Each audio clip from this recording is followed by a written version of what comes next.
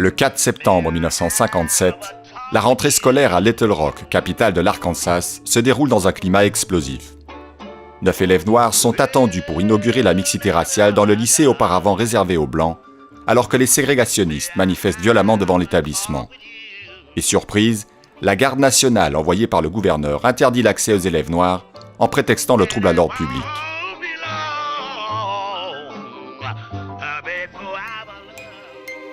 Quatre ans plus tôt pourtant, la Cour suprême des États-Unis avait condamné le système scolaire ségrégationniste.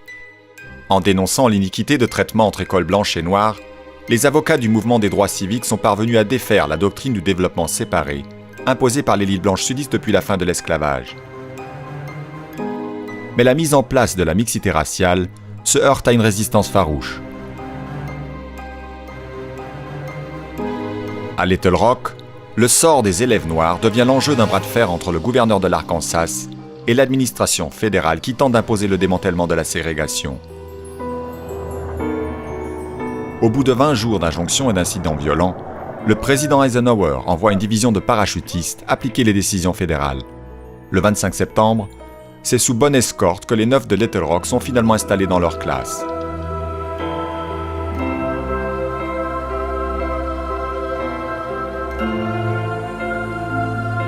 En dépit de ce coup d'éclat, il faudra attendre les années 70 pour que les arrêts de la Cour suprême en faveur de la mixité s'imposent à la majorité des écoles publiques dans les États sudistes.